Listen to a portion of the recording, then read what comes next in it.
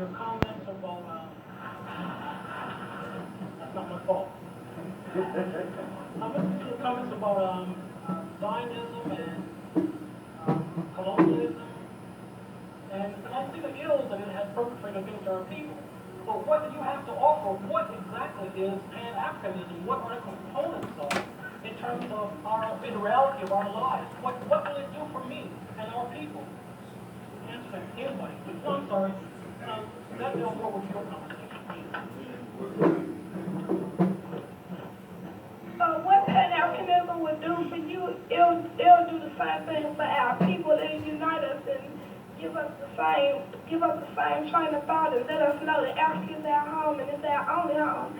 And it's saying that it's no sense in us struggling in this country because this is not our country. And Pan-Africanism, it shows us that Africa is our home, and that's what Pan-Africanism is doing for you.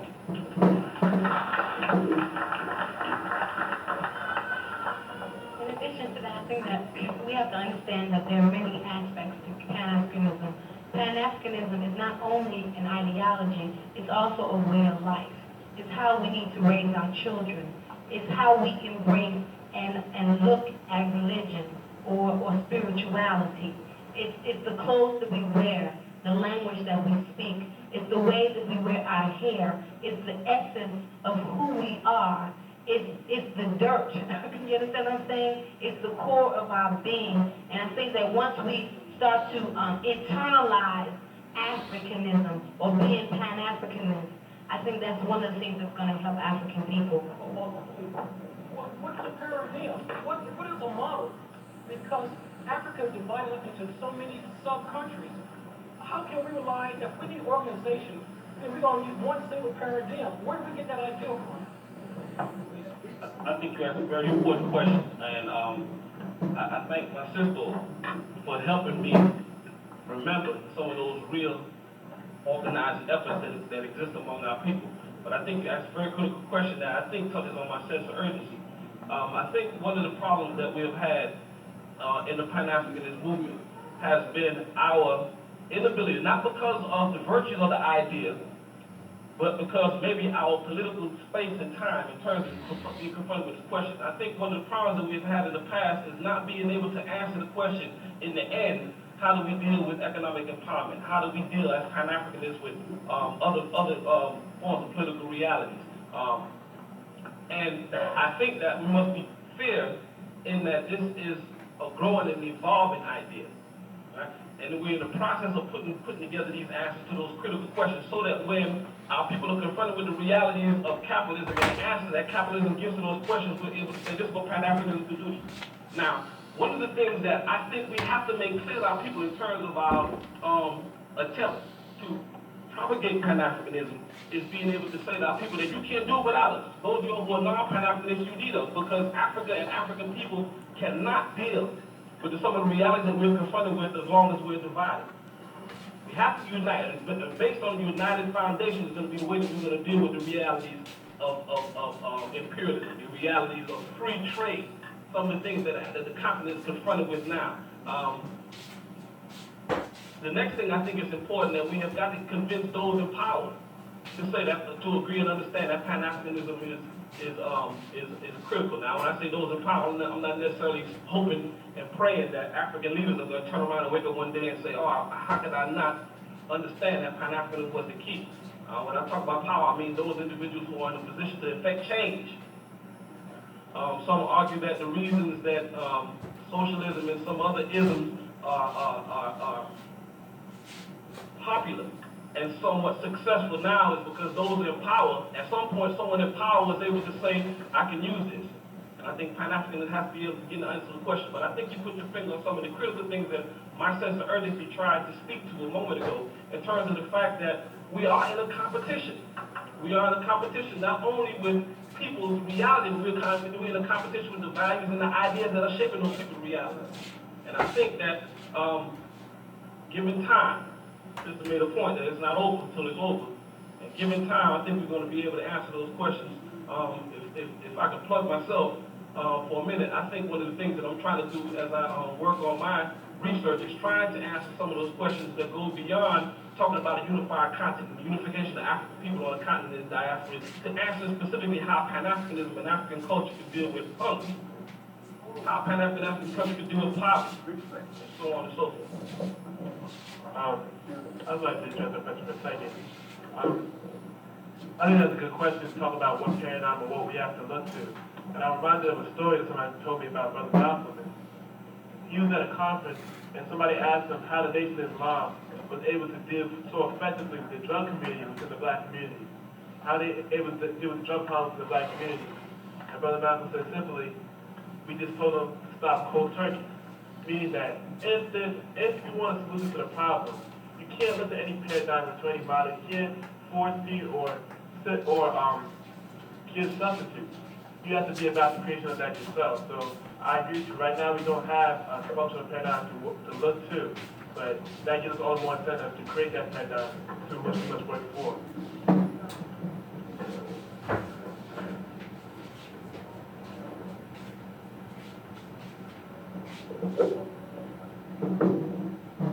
Good evening. My name is Anthony Kofi New. I was born and raised in Ghana, and I now live in the United States. And every 2 years, I go back home to Ghana and I come back. I'm very much pleased that, for one, out of the questions and dialogue that we've been holding with this night, this gentleman has stood up to ask the question on the clarification of what exactly Pan-Africanism means. I want to dare to say this. As we go back and forth and thinking of ways and means of bringing Africans together through meetings of this nature, through books, in the classroom, and in whatever nature, as we try to do this, to go back, to redeem our essence as a human race, I want us to think about this. In 1884, the foreign countries met in Berlin to partition Africa up. That's how we ended up with French-speaking countries, with Liberia, with Ghana, with this and that and that and that. Was it Africans who did that? I'm asking you. No. It was foreigners who did that. We accepted that. So you have a total family, and the border between, say, Ghana and Togo divides one family. You cannot even cross your border to see your grandmother who lives on the same African land, because people have been trained to ask you for your passport. Otherwise, you don't cross to see your grandmother. All this came about as a result of the Berlin Conference. So Kwame comes around and he says we have to rediscover ourselves. So in 58, he said, liberation. Before I tell you where I want you guys, I want you as the people to go. And this is what Kwame is saying and telling all of us. Before I take you where I want you to be, Africa must once more be liberated. The partitioning of Africa should more or less be robbed. So he's saying South Africa, Namibia, and all those countries under colonial rule should be liberated. That's in 58. And then in 63, he says now we have to unite Africa. We have to go back beyond the Berlin Conference. we have to break down all the borders so that Africa can become a United States of Africa. It is only when Africa becomes a United States of Africa is when we can achieve economic emancipation. When all the natural gifts that God has given Mother Africa, the gold, the diamonds, the oils, and all that, have been put together back where they were before. And one currency has been generated based on this massive economic wealth, is when Africans, as the people, wherever they are on this earth, will be powerful again.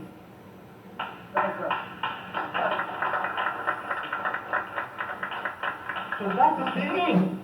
We must break down the borders and unite Africa. That's African unity. So that when we become powerful and we can sit side by side to discuss economically at the same level with those foreigners and women's names. That is where you and I in Haiti or America or Asia can always say, I have a place to go where I know I can get to eat freely. Otherwise, if you don't attain this liberation, this economic emancipation back up on the continent, we will never be free anywhere we go. That's right. That's right. Make that your objective. Make that your objective. Seek economic emancipation. That's what Kwame Nkrumah wanted for all of us. So let's talk to those presidents back home as we meet every day like this and ask them to calm down with their pride. Leave the team and unite Africa. Thank you.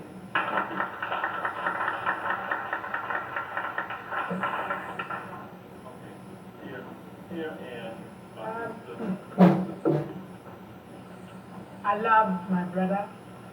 I love you, young people, and I'm energized. You see, the question I would like to ask you, the youth, what are you really doing? I would like to digress more. The organizers of this symposium should have gone a little bit further, like in the Bible, when Jesus Christ was preaching and the people were hungry and he fed the people. The following day, I think thousands and thousands of people went there for food. So when they went there, he sat them and then talked to them. So to you, the organizers, next year, I would like you to bring food. I would like you to bring entertainment for the people to fill this place, because the message from the youth here is very, very powerful. If I'm a youth and I see a youth talking to me, a young man talking to me, I'm energized. I love them. And then Kwame Nkrumah started with the Young Pioneer. I was a member of the Young Pioneer. The Young Pioneer blood is in me. And he said the black man is capable of managing his own affairs. Okay. So what my prayer, now I'm standing in front of you, is what you really said.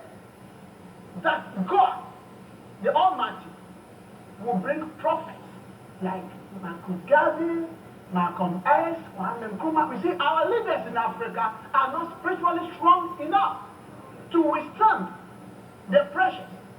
How on earth should one person like Mobutu Sese Seko go out with about $13 billion and be chosen to go to Europe with this booty, just to go and invest in Europe? As my brother was saying. So, I would like you, the youths, to talk to the television stations. What are you doing about these things? We've got some black stations. CNN, you see Africans on foot. You don't see our capitals. So, the youth here know that in Africa we've got lions, zebras, and other things. What are you doing about these things? What we see is what we assimilate. So the challenge to you is to know how you can bring the good things of Africa for the people to know what is happening in Africa. When you go to TBS, they do what normally they call what? No, they've got a program. A geographic, yeah, and you see it all the time. They don't show Africa to us. So I beg you, the youth, my challenge to you is to try as much as possible to visit Africa. Take pictures from Africa. Let people know from Africa what is happening in the continent. And then, if people are going to Paris on holidays, they will turn their attention to Africa. Go and spend the dollars over there. Now, people from Africa will come to this place, borrow money, whereas we can go there, spend money to bring our currency up. So, my challenge to you as a youth, I love you, I'm energized to see you, but the people listening to you is few. So next time when you are coming next year, try to bring the people. Make every means possible to bring the youth here, talk to them, show them pictures. Try to infuse in the idea that the television station where the black people have got access, they should show pictures from Africa. And know that if Congo or Zaire is richer than South Africa, but it is not known by the other people, if I say the other people on the piano or on the organ, they know that Africa is rich. But you don't know that Africa is rich. Why is that you are not investing in Africa? So I beg you, let the people know that they can invest in Africa. Bring employment on the African continent. So if someone like Michael Jackson, Holyfield, and other people who can box and come to capital are not going to invest in Africa, tell them to go and mine our gold. Tell them to go and mine our diamonds. And then take our timber. If black people are investing, I know for sure that they will feel for us. Thank you. Okay, the elder said that this will have to be the last comment. One thing that I could definitely say is that I'm glad that my mother is from Tuskegee, Alabama, and I'm extremely happy that my father is from the Gambia, West Africa. So I've had the opportunity to travel and live and experience all over the world, but most importantly, I have my roots in Gambia. I have my grandmother. I have my aunts, my uncles, and my cousins, etc. And so I can go home, and I've been home, and I've lived in Africa, and I speak another language, and the culture is completely different. So I had a vision. I had a vision that, okay, I go home in 96, I go home in 94, I lived there from 84 to 88, but I want to take some of my friends with me. I want to take some of the young people who I work with, who are organizers, to go home. And so that's what I've done. I started a program called the Student World Organizing Program. And on June 11th, me and 10 other young people will be going to Senegal, we'll be going to Gambia, and we'll be going to Guinea, so that we can reinvest into Africa. It doesn't make any sense that African people in America spend $80 billion a year and we're not reinvesting it in Africa. It doesn't make any sense that every summer when I go home, all I see is white tourists raping and prostituting black women. It doesn't make any sense. So one thing that I definitely am trying to do is show groups like the Goody Monk, to show groups like Outkast and Erykah Badu, to show sisters and brothers who have capital, who are young right now and have money. Look, it's time that we reinvest in Gambia, in Senegal, in Ghana, in Mali, in Zimbabwe, and all these other countries. In addition to that, I'm trying to give the government in Gambia, and like I said, I got some little problems with them, but I'm going to work with them as much as I can, but I'm trying to get them to open their doors. Senegal, you don't need a visa to go to Senegal. So I'm saying to the people in Gambia, we shouldn't have a visa to come here. If you're of African descent, you should be able to come to Gambia without a visa. Second of all, we need to talk about dual citizenship. We have to talk about how we can build the economy of Africa. And I think that through dual citizenship, or that would be one way that we could do that, so that people will have a sense of ownership, etc. Because me personally, once I find that king, I'm going home to raise my children. I cannot raise my children in this Babylon system right here. So I just want to say that we are going back home, and there are young people who are going to Africa to study at universities in Ghana, in Nigeria, in South Africa, who are coming back with a whole new idea and a whole new mentality so that our people won't continue to ask, do they wear clothes in Africa? Do they swing from vines in Africa? And things like that. So they know that we built the first libraries, the first pyramids. We were the first medicine people. We were the first doctors and lawyers. We were the first universities. We built those universities. Everything that any economy, that any empire can grasp, African people have built. And I think that that's something that we've got to give back to our young people, because the system is doing what the system is supposed to be doing. The system is filling our minds, our spirits, and our souls with filth, with destruction, and with death. And that's something that we have to combat. With that, if you can help finish paying for my ticket, I am asking for donations to be in my booth.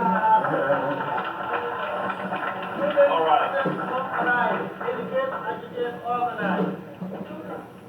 Students, Right. That's the educate, organize. Students must arrive. That's the educate, organize. Students must arrive. That's the educate, organize. Students must arrive. That's the educate, organize. Students must arrive. Educate, organize. Very good. I must say that from the youth panel, we had very good presentations, very good interaction from the audience. Sorry we had to cut off, but we were running behind schedule. So here to introduce the next panel is Saini Faye. Yeah, just like Moana said, we're running against time. We got our last panel, and that's the international panel. They were dealing with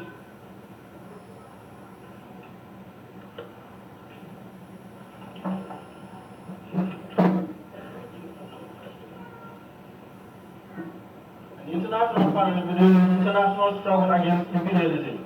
And we got Brother Stephen Muhammad of the Nation of Islam. Can you give him a hand?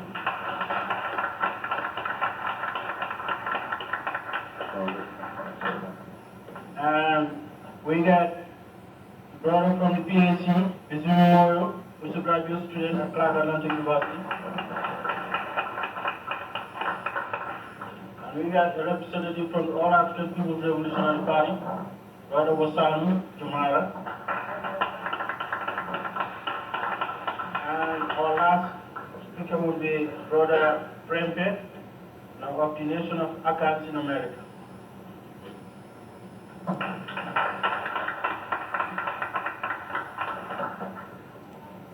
Due to the time that we have, we're going to limit about 10-15 minutes for each speaker. After that, we just hit 5-10 minutes because of the time that we have. You could tell Africans are all fired up. You know, we took more time than is necessary, but it's good.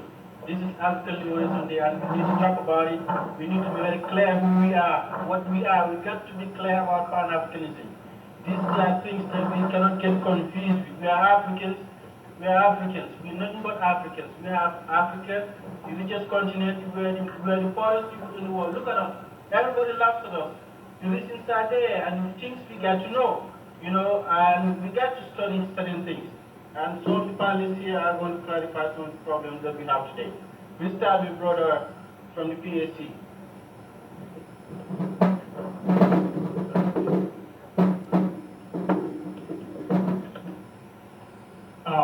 In my organization, we start our meeting by saying, Israel to Africa. Israel to means the land is ours, and which land is that? It is Africa.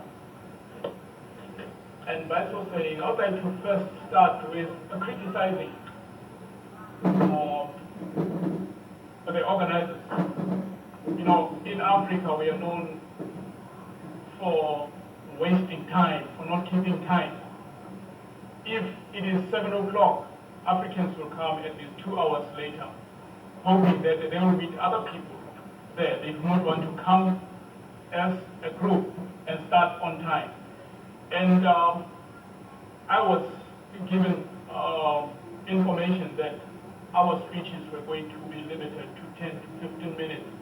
But I was amazed, and I had to write a note to the organizer that it seems we are going beyond the time that was given.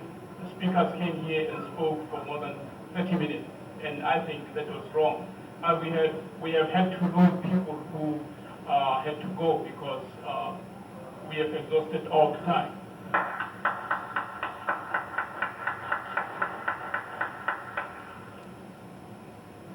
For the past month, I have been enriched by people who came from Africa and the world, the Western world, who came together to try and see how they can help Africa. And among those people was a lady who works for the United Nations Development Program in Zimbabwe, who in response said, "Why do you say Africa is facing all these problems? I have a different view. In Africa, Africa is not overwhelmed by anything. Africa is not overwhelmed by anything. But what does she mean by that? Is that all along the years, Africa from her beginning has always been able to solve her problems. And even today, Africans are striving but towards an effort of coming together, organizing. Just 2 weeks ago, African women,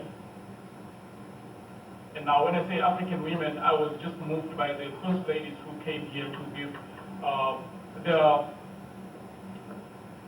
speeches. African women, and they are starting with the African first ladies, who are now saying that we are tired of becoming backbenchers.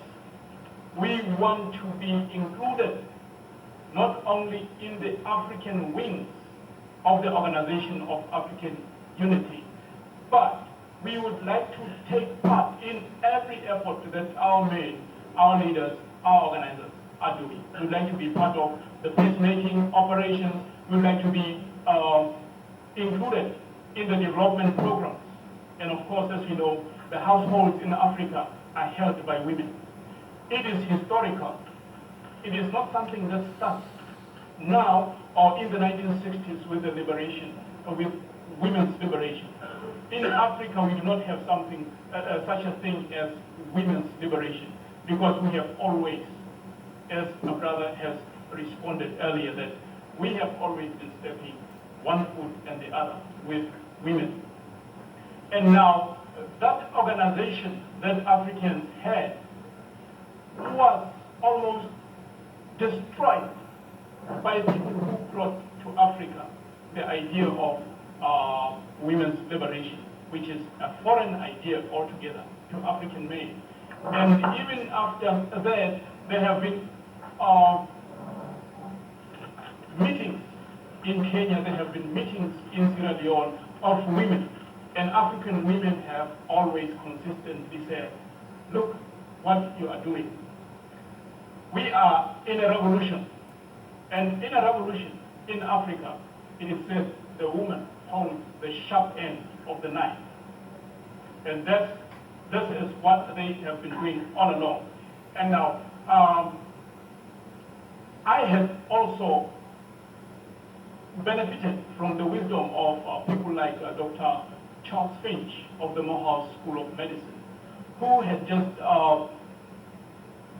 yesterday informed a meeting here in Atlanta that you see Africa today, and people in the West would like to try and say Africa is poor, Africa cannot do anything about it. And you see these news flashed on television by CNN, and you see the other magazines who write on Africa. Those people are not informed of what Africa is all about. And he insisted people should go home and see what people are like in Africa. Africans are not sleeping. Africa is not dead. Africa is not in a coma. Africa is striving, is stepping, but of course, in any society, there are hiccups. My theme today is on Pan-Africanism and the changing world. What is the world doing to Africa today, and what has the world done has already been discussed by other people. But now, Africa today is said to be confronted by growth in population, is confronted by diseases, is confronted by hunger, confronted by unemployment. How do we relate these issues to the changing world? There's a lady who is called Catherine Caulfield, who wrote a book, Masters of Illusion.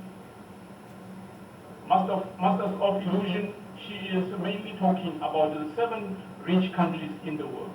And rich is in quotation marks because the richness or the riches they are talking about are taken from the so-called developing countries or the so-called poor countries. And Africa is called the poorest continent in the world. And let's correct this. Africa is not a country, but a continent. And those kids who were singing before us, the harbingers of this conference, should be told now and then that Africa is not yet a country, it's a continent.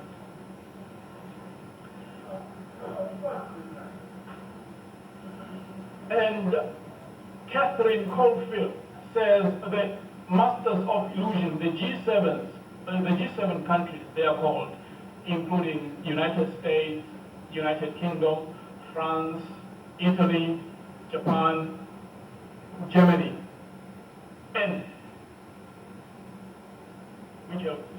Canada. All these countries have riches, but to a point. And we should take into consideration the fact that most of what we see as growth in the United States has been generated over the years by human labor, by material labor, and by natural labor from the continent, Africa. Today, all the brain drain resources are in the United States, are in France. People are living great lives, they tell themselves, and that's an illusion, part of the illusion that Masters of Illusion is talking about. They say we cannot go home because our countries are poor. But if you do not go home after accumulating all the skills, after accumulating all the technology, and develop, reinfuse what you have learned in your own communities, in your own countries, how do you expect the countries to grow? We cannot afford to stay in the United States forever.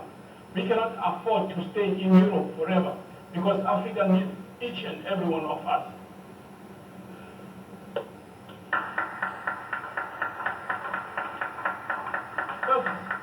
There's a new kind of colonialism and there's a new kind of imperialism manifesting itself in the so-called democratization.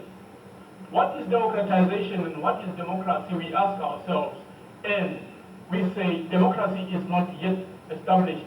But what we see is a process towards democratization. Because what we see only is some aspects of democracy. We see free press, we see electioneering, we see campaigning, and we see people talking of equality and justice. And justice is not yet that we don't see justice, but we see only the phrases, and we hear all these phrases, and the illusion continues.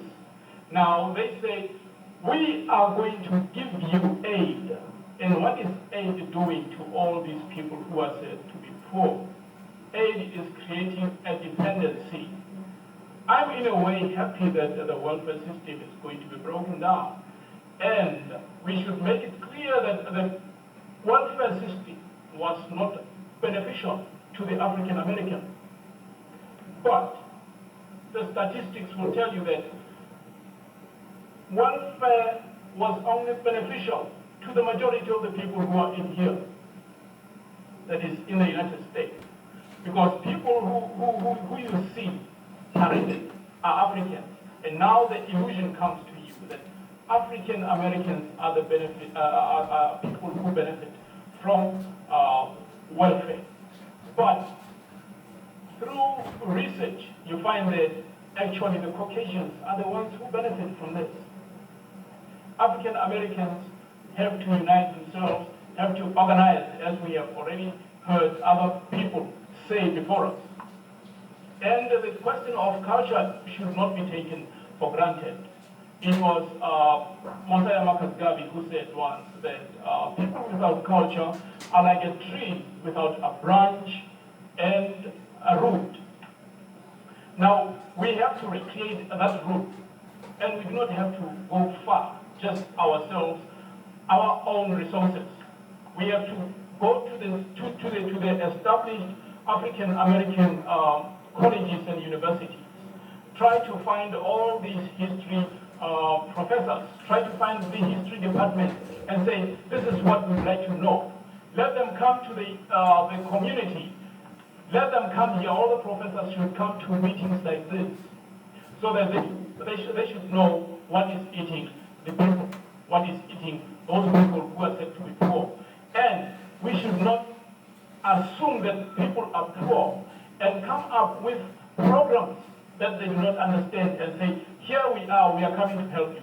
They should come and learn from the people. We should all go to these people and ask, what is it that is ailing you? And from what do they tell us, from the information, then we have the groundwork. We cannot just go and say, we have come to organize. Who are you coming to organize, yet you do not know what the problem is in those areas?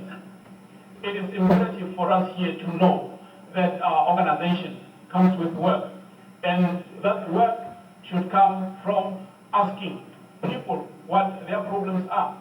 And they should tell us. We should not be impatient and come up with the illusion that we know.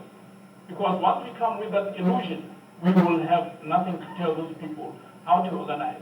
I'll stop here and I'll elaborate more on what I've said after other speakers have said. Thank you very much.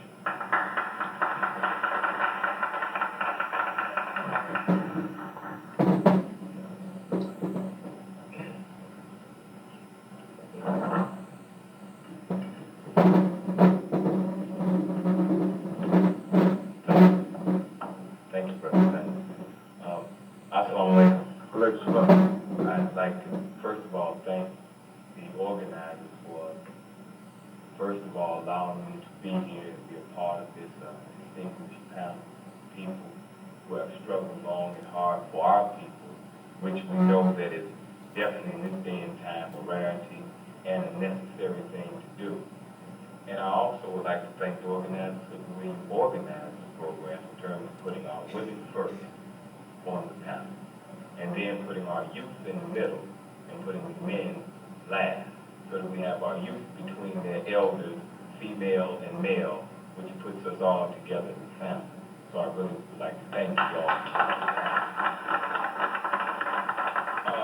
What I want to say is that to just hit on a few of the things that were said in terms of our problems. Brother said that all of our problems are solvable. It was said earlier. And that is, but first you have to understand what the problems of us as a people. And because we have been divided so long, we've now divided ourselves. There's a saying in the Holy Quran, I've made it into tribes and families so that you might get to know one another. And right now, and then when you read scripture, there were 12 tribes and there was a lost tribe, a 13th one. So when you look throughout history, we've been broken down into tribes, even in Africa, so that according to divine knowledge, so that we can get to know one another. When you look at America, we're a tribe here in America, and within that tribe you have subculture. The same within the African country. On the continent, it's the same. There's subculture. So when you look at it, first to understand the problem, you have to get at each individual problem to unite. And that brings me to what I want to talk about, which was our effort to solve the problems of black men in America, which is one of the subcultures of black people, because you have black women, black youth, but the black man, which was with the Million Man March, the effort organized by the Honorable Louis Farrakhan. What that was aimed specifically at a specific group within the culture of Africans, and that was black men. Because we were the most in need of help, because we are supposed to be the vanguard and the leadership of the struggle.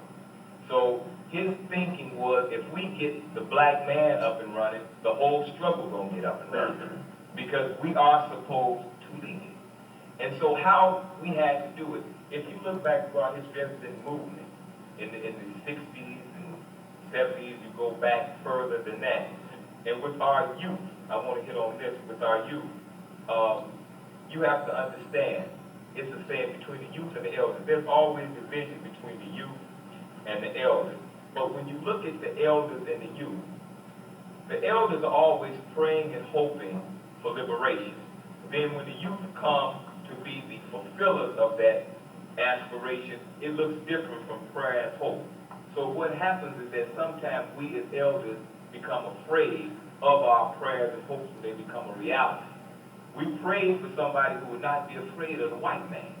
We have a young generation that is not afraid of the white man. They're not afraid of black folks, not afraid of nothing. We prayed for this. So when we got it now, we're afraid of them. We don't know how to direct them. But we prayed for them because we said we wanted somebody who would not be as chicken-hearted as we are, that would stand up to this thing and to this beast. We prayed for them. We said somebody who wouldn't have fear in their heart when they looked at that man, looked him in the eye and said, go to hell. I don't care nothing about you. I don't care about your society or you. We produced that generation. That's the fulfillment of our hopes and our prayers. Now it's up to us to direct them, because they've just been misguided. Because when we got afraid, we left them alone. We neglected them, whether it was from drugs or just the fact that we were so busy being in corporate America, making a career, we left them alone. Two is that when you look at what we did with the Million Man March, it was designed that the Million Man March, Minister Farrakhan went around the country and did men's only meetings. A lot of controversy. Why are women allowed? Why isn't this happening? Why isn't that happening? It was done so we could get to black men, to excite a dormant part of them that they should stand up, be men, be responsible, atone, come back to themselves and to their God.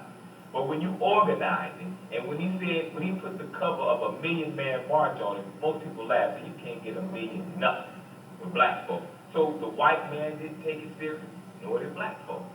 But he knew that there was a spark out there in black people that would respond to that. And that's the same thing when you look at Dr. King, who was young during his time among us, and he was the fulfillment. A. Philip Randolph and all of those people who wanted to end segregation. They were afraid of Dr. King because he fulfilled their hopes and their prayers, but they got afraid. So in going around with a Stop the Killing, a Stop the Violence campaign, and a Men's Only campaign, it was a way to get black men up and moving. And you have to get to people where they are. It would be great if everyone was like you all in here. You could talk to them straight. But they're not. They're not where you all are. So you have to get to black people where they are. If it's on the continent, you have to solve the problems of where they are. Or if it's here in America, in the hood, and it's a drug problem going on, you have to speak to them where they're at to get them to where they need to be. So in doing that, he spoke to black men to get them to Washington on an atonement process, but it was a process to get them to see that movement would work. And behind it, what you had was 1.7 million black men voted in the election more than the previous presidential election. Crime dropped all over America behind the Million Man March. You have every Negro mayor, every Caucasian politician are saying that we did it with community policing. That's not the reason. Black men went home and took responsibility. That's right. They went and got their sons. They left drugs alone. They quit drinking and said, look, I'm going to be more responsible. So what happened was a revolution in the black community, and you hear statistics now where crime dropped in half because of what happened during that march with the consciousness of our brothers. Now, a lot of things were not fulfilled behind that march. I know because a lot of things we were told to do, we didn't come back and do. But between the voting part and the crime part, we did that. So when you have a revolution, you have to go to where people are. It's the same in Zaire right now, Kabbalah. I hope I pronounced the brother's name. I don't want to mess up his name. But he was not taken seriously in the beginning when he declared war on the Hutu. Just like we weren't considered serious. We declared war on America and crime and drugs. Million Man March. But the process begun. Now, 7 months later, he's the new ruler in Zaire, or the Democratic Republic of the Congo now. He's the new ruler. Because he started a revolution. Because he went to where the people were. He knew their thinking. He knew the dissatisfaction among the people. So he went into that dissatisfaction and was able to inspire hundreds of thousands, millions of the people of that country to back him in his efforts. The same way with the Million Man March. That's been the only time that many black people in years have come together. Because the thinking, you have to know the thinking of your people. We know it here. All of us here, because you all are the best that we have in the black community. But what you have to do is now go to our people. We can't down them for being where they are. And I think Sister Oli said it about civil rights organizations. You have to. And that's what the whole AA, the All African People's Revolutionary Party, was about when I was in college. And I was participating. And Brother Wange, I saw him here earlier. And I remember when he came to me, when I was the president of the Black Student Union at Georgia State back in the late 70s, he said, we'd like to have Kwame Ture speak on campus. And I said, well, nobody would touch that. I said, fine, because a black organization would have to sponsor. I said, fine, but I'll do it. And when I did it, and we had the meeting, there was a sister sitting out there in the audience that day. Sister Mason was sitting there. She was a young student in the school. She was sitting there, but she was inspired behind that. That led her to a path to where she is today. And there were another young man, Jared Samples, who's now in city council. They were all in that meeting, but that had never came to that school before. And nobody would touch it. And I was the only one able to fulfill that. So when I did it, I look at all the people, and there's others I could name in corporate America and other places, who came out of that first meeting and